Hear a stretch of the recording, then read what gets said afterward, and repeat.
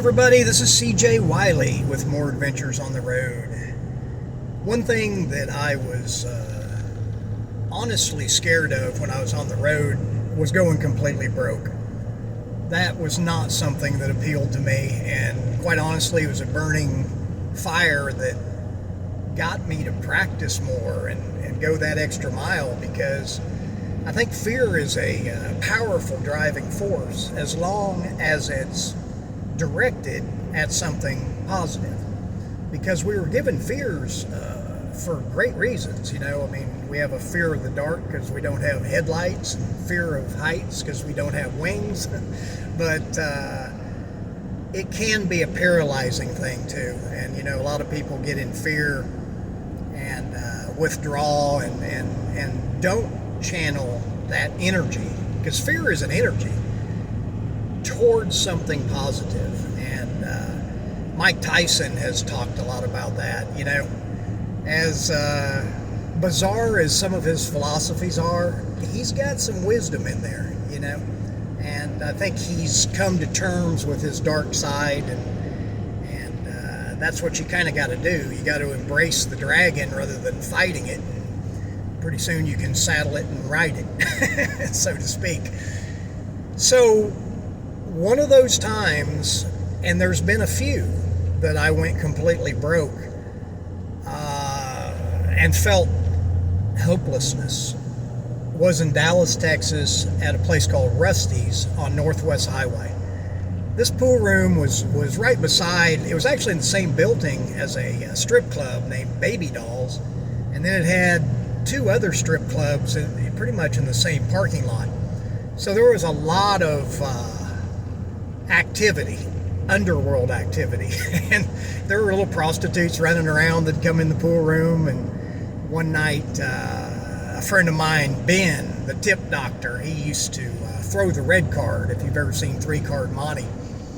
And he's a wonderful friend of mine, and he's turned his life around and is one of those people that I'd take a bullet for. I will assure you, if we were in a situation and somebody tried to harm him, they would totally be dealing with me. And that's where I definitely channel fear into activity. But back then, Ben and a guy named Bubba were throwing the red card. That's it. They used 3 cards, and the outcome of the game for somebody playing is they need to pick which one the red card is. So there'll be 2 black ones and a red one. And what they do is they do sleight of hand things, and wherever you think the red card is, I will assure you it's not going to be there when it's time to pick. You're better off just picking one of the other ones, and you'll have a 50-50 chance. But I saw them win like $1,200 off a couple security guys one night that stumbled in there and got greedy. Because you can't con an honest man. If you have no greed, you can't really be conned. Of course, everybody has a little bit of larceny in them, but what I learned a long time ago is if it's too good to be true, leave it alone. If it's got its back up against the wall, challenging the world, leave it alone. I don't deal with usually cards or dice or even darts. I was around one of the best dart hustlers in the United States one time down in Tampa, and I asked him to show me basically how good he was. He knew me from pool, and he'd seen me play pool. So he took me back to a dartboard at this pool room, and he proceeded to throw every dart, and it hit the bullseye or hit wherever he called. He would call a number and hit it. He'd call the bullseye and hit it. I was like, do you hit where you're aiming every time? And he says, well, do you play in pool? And I said, well, not every time, but, pretty much. And he said, that's the way I am. If I really want to turn it on, he said, I'll pretty much hit where I'm aiming every single time. So back to Dallas, I'd been up in Hutchinson, Kansas, and played in this tournament at the Cowboy Casino, and I stayed up the whole tournament. I was a mess. The last guy I played for 18 straight hours, and he busted me out of all my money. I just had, I think, $50 or $60 left. It that I had rat holed for an emergency. So I jumped in my car and filled it up and headed for Dallas. And I knew down there I had a potential of making money, and I thought maybe somebody might stake me, even though I was really too shy to ask for stake horses. I never really could ask for money like some of the other players. We call it the bite. You know, when somebody, there's a couple classic pool hustlers that they'd always say, let me hold on to 20. They wouldn't say, let me borrow 20. And I will assure you, he wasn't getting it back. So I gave them money, you know, once in a while, because like I said, I know what it's like to be broke. But again, you have to be able to channel that. And when I was sitting in that bar at Rusty's, I literally, wait just a second, I got a little deer. I'm up in the mountains in Tennessee, and I had a little deer trying to run out in front of me. But anyway, so I didn't have any gas. I didn't have any money, probably $5. And like I said, I was feeling that hopelessness, you know, which is not a good mindset to be in. Well, right then, in walks the guy that won the tournament that I was just at and his partner. It was Jeremiah Johnson and Larry Landers. And I mean, I felt like I'd seen angels walk through the door, because I jumped up, and I mean, there again, that hope went right back into place. I went up to him and explained the situation, and I'd already made friends with him, and I'd actually won money on Jeremiah because I'd practiced with him before the tournament. I knew how good he was, but I still lost it all. So they staked me against a guy for 500, and I won, which, you know, made me feel really good. But then the guy put a move on me. After he lost the set, he threw a pool ball across the room and was acting mad and everything. You got to watch pool hustlers, because, you know, I can turn it on like in an instant and act like I'm mad or act like I'm sad or whatever, you know, the situation calls for. But that's just one of the traits that a professional hustler has to develop, is the ability to act, especially in emergency situations. But this guy did that, and then, you know, like I said, I was savoring the victory. I sat down, was talking to those guys, and I got cold. And then he said, come on, I'll play you another set. Well, I kind of had to play, but I didn't want to. And so I get up, and I'm cold, and I just can't get the feel back, and he beats me the set. Now I'm back to 0. But at least I got Larry and Jeremiah there with me. So the next day, we went to Paris, Texas, and ended up going into, we knew this guy that owned a bar, gambled pretty high. And so we all went in there, and he didn't want to play anybody but me. So I ended up playing him and stalling around with him, and man, we must have ended up playing about 10 hours. And I, you know, proceeded to spot him a little bit more. And anyway, I won over $6,000 from him. The problem was he didn't have any money. So he wrote us a check. When I say he didn't have any money, he didn't have any cash money. So he wrote a check. So, you know, my mind is playing tricks on me. It's like, oh man, you know, this check isn't going to cash. He's going to call it in a non-payment on the check or something, and you know, I'm going to still be broke. So talk about turmoil internally. But the next day we got up and went straight to the bank, and they cashed it like it was gold, not even a raised eyebrow. And so now I had, they gave me 40% because I was playing. So now all of a sudden I had, you know, $2,400 minus expenses. We always took the expenses off the top. So I had about, you know, $2,200 or something at that time. So Jeremiah wanted to fly back to Las Cruces, New Mexico, and Larry and I drove their car back, and I just left my car in Dallas. So we stopped in Abilene, I think, had played, and then Midland, Odessa had a lot of action. Great player in Lubbock. I didn't play him, but there was a guy named Billy Weir there that played really great on a bar table and gambled. But we played, just regular people, and they didn't know who I was, so it was pretty easy to win. 3,800 is what we won total. Driving back to Las Cruces, well, they took me to a guy's house named Tommy, and that's where I met Death Left, Donnie Haney. I gave him the 7-8-9 and beat him for like $10 a game, and we ended up becoming really good friends. And Las Cruces, New Mexico became one of my favorite spots. We used to go up to TRC, which is Truth or Consequences, and we went to Elephant Butte Lake, which was, I think it was about 40 miles long. I never went to the end of it, but those guys had really nice boats, and we'd go up there and just had a great time at TRC. Another friend of mine, Gary from El Paso, had a place up there as well. So I really had a lot of friends, and they introduced me to a lady that was Miss Rodeo USA.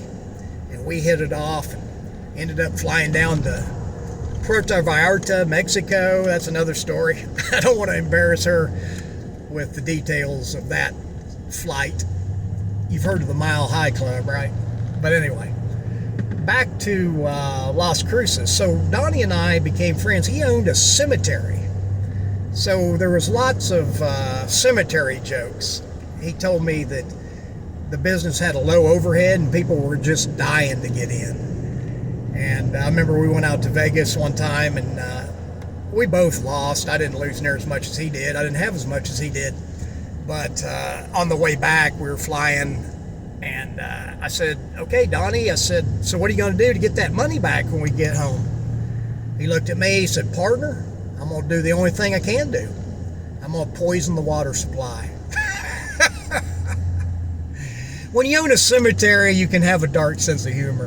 And he's the one that told me when they embalm people, or no, when they, what do you call it?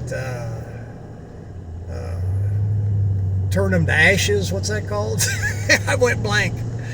But he gave me the gory details about, taking the gold out of their teeth and filtering the stuff, through the screens. And anyway, we won't get off on that.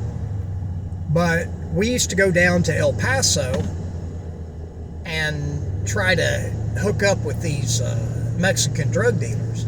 And there were several of them that played pool down there. The best player in El Paso was a guy named Mundo. But we kind of stayed away from him. I never wanted to play the best player in an area unless I had to. They were usually saved till last. So I think I did end up playing him, but I don't remember exactly what happened. Pretty sure I won, but he was a really good player. So one night we were at Clicks down in El Paso, and he sees some Mexican guys that he knows, and he goes over and starts talking with them, comes back, and I said, who are those guys? And Donnie said, man, those guys are hooked up with the cartel. I said, seriously? Like mafioso? He goes, well, kinda. That's like TV stuff, but there's cartels everywhere, Even the government is a cartel. We got to have somebody that runs the people and keeps them safe, And a lot of times these cartels will start getting really, underhanded and stealing all the money and hurting people, and a new cartel will come in, and generally they'll make an example out of the other cartel and do something terrible to them in public, so the regular people have hope again, and they put their hope in this new cartel. Of course, it starts out good and ends up being kind of the same thing. A lot like what happens in this country. It's the same type deal, but more on the street level. And after being around these type people quite a bit, I changed my perspective. I mean, I'm not saying they were good people, but a lot of them were loyal and honorable and really, if you didn't cross them, they were good guys, and they always liked me because of my pool skills. And a lot of them like to gamble because they got so much cash money. So Donnie said, man, we're going to go down into Juarez, Mexico, which is right across the bridge from El Paso. He said there's a place down there where they do horse races and chicken fights, and they also have 2 pool tables. And these guys just told me that there's some guys down there that are betting high. They're playing, at least 100 a game, sometimes 200, 300, 400 a game. They said there was some people playing 500 a game the other night that could never run a rack. So, I trusted Donnie, so I never felt like I wasn't safe, but we jumped in his big white Suburban, and we found, for some reason, these drug dealers always seem to have black Suburbans.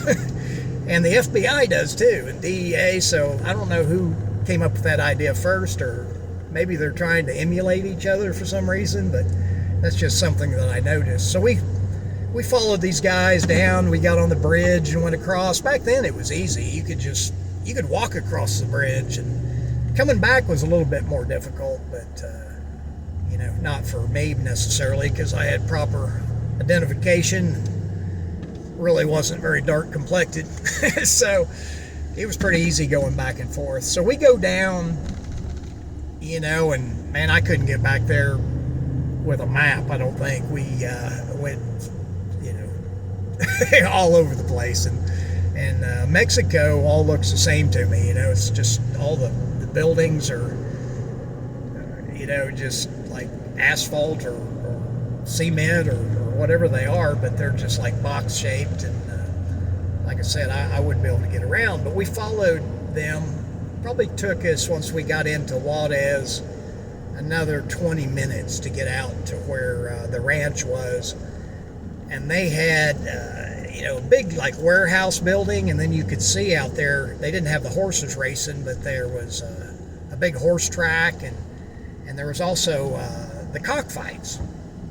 So we ended up going in. We didn't go in with the guys we were following because we didn't want to act like we were, together with them.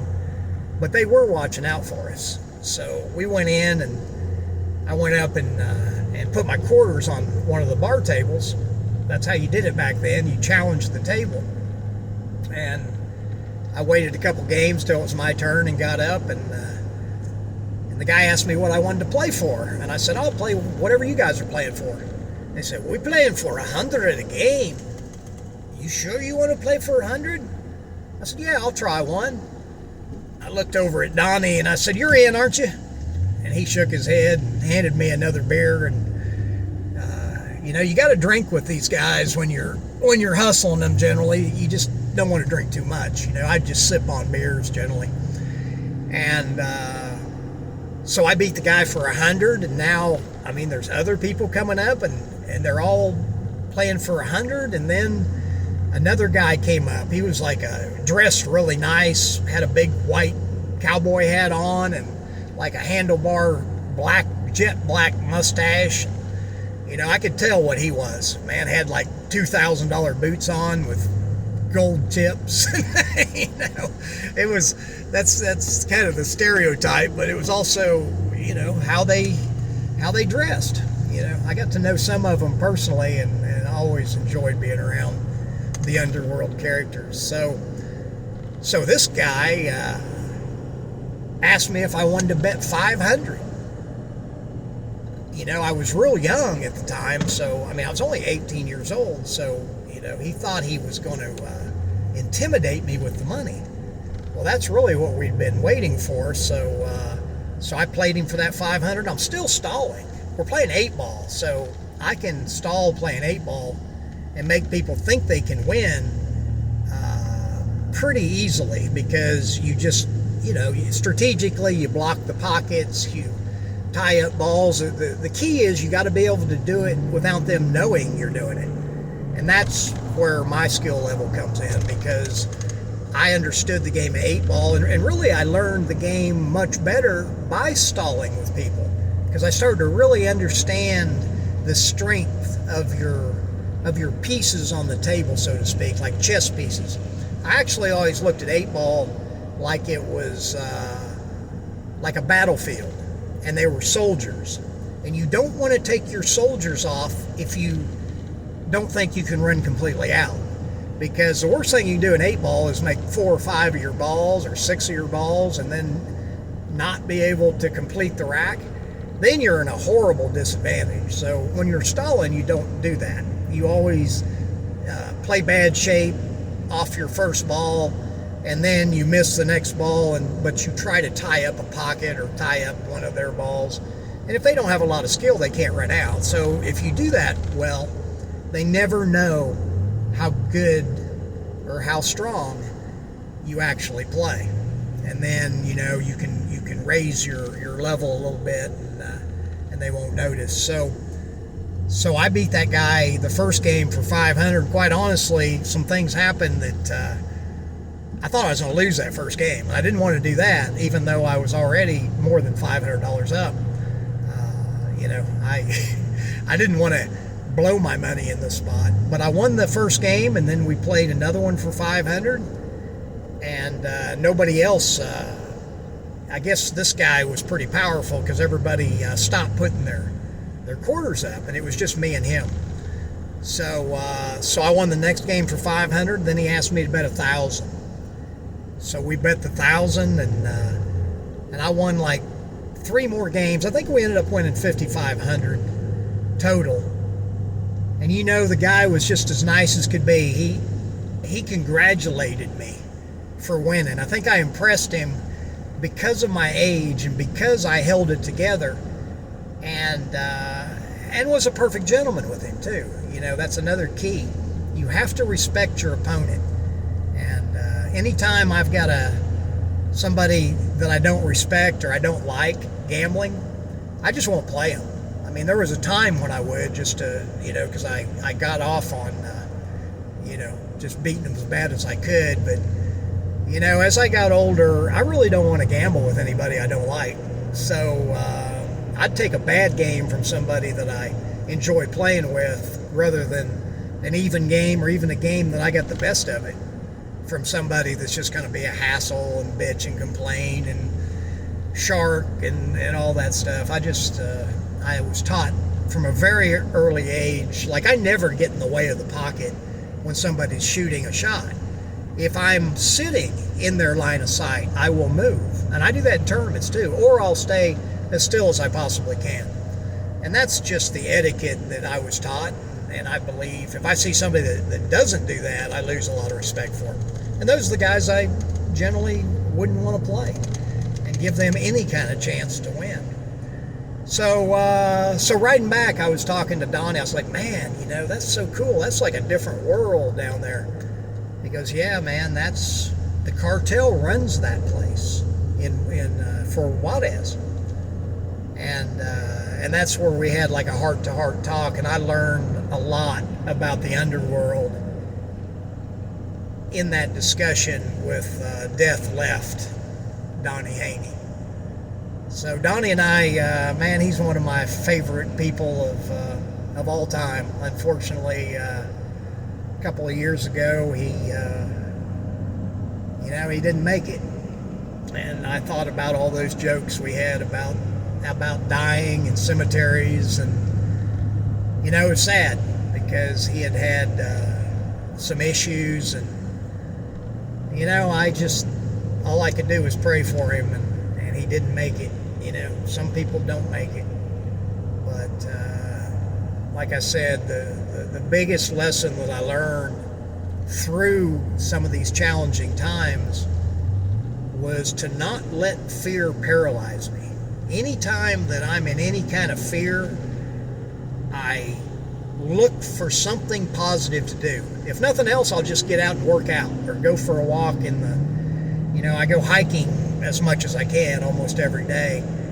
And it's just good therapy, you know, because especially if you try to listen to the TV and get involved with what's going on and the whole theater that they show us, man, you're going to have so many ups and downs mentally, and they'll just keep you in a state of fear and confusion and uncertainty. they won't put you into hopelessness, because you can't control people that are in that state. Because once somebody gives up, they have nothing more to lose. And that's another thing that I would do in some of my pool games. I've had people put me in a position where it looked like there was no way I could win. And I just gave up. I didn't give up like throwing in the white flag and just surrendering. I gave up like I don't care anymore. And I've had some big turnarounds where, one time in the finals of a tournament, I won 17 games in a row after being down 9-4 against my good buddy Roger Griffiths. He was playing some of the best pool that he'd ever played. But something happened when he got me down, and I just gave up. I didn't care anymore. And suddenly the roles shifted. I started getting on the 1 ball after the break, playing 9 ball. We were on a 4x8 table. So I ran like 2 5s and a 6, with some safeties in between. But I mean, he really only got about 3 or 4 shots. I think he was hooked every time in those 17 games. So that's what you have to remember. When things are looking down and hopeless, just remember, it's always darkest before the dawn. Things will always get worse before they're getting ready to get a lot better. So what I've found in life is when I'm beaten down the most is where I can really be hopeful that I'm going to build back stronger and with more knowledge and all those things that can only really happen when you're down. If everything goes well all the time and you win all the time and there's no hassles, man, I think that's where people get bored and then try to substitute it with other things that gets them in trouble. And so embrace the hardships in life. And in the pool game, which is a microcosm of life, if you get down where you feel like you're hopeless, just give up and just shoot at your pocket and play with no fear. That's the key. And that's one of the things I learned from Death Left, my old buddy from Las Cruces, New Mexico. If you like my stories and want to learn more about my advanced techniques and fundamentals and systems I use to become the ESPN World Champion, join me at masteringpocketbilliards.com. We have a new website that's going up in a few days, so I'm really excited. It's going to have a lot of new stuff, and I'm going to provide a lot of new content that most people have never seen. So stay tuned, and I'll talk with you soon.